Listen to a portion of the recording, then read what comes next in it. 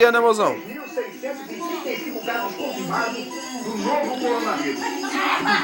Foguinho, 287 mortes. ó, Só nas últimas você abre os 24 olhos que eles horas, estão falando que você tá usando H2O junto com os meninos aí. 96% dos Tá usando H2O junto com os meninos aí. Você tá usando, eles estão falando. H2O junto com os meninos. Você tá usando. Você tá usando H2O junto com os meninos aí.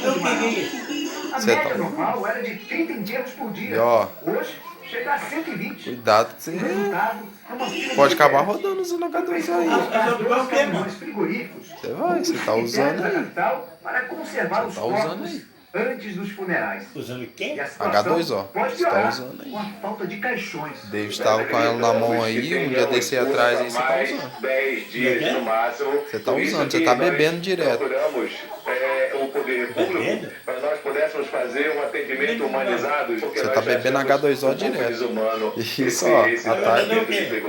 Você tá usando H2O. Você tá falando. O que é isso? H2O você tá usando. Não, você que é isso? Você tá usando H2O. Eu quero, mas que é isso? Você não sabe o que é H2O, não? Você tá usando, como é que você não sabe? E recomendou o uso racional do material. H2O? Aham. Em janeiro, a pandemia do novo coronavírus aumentou a angústia. H2O. Você tá usando.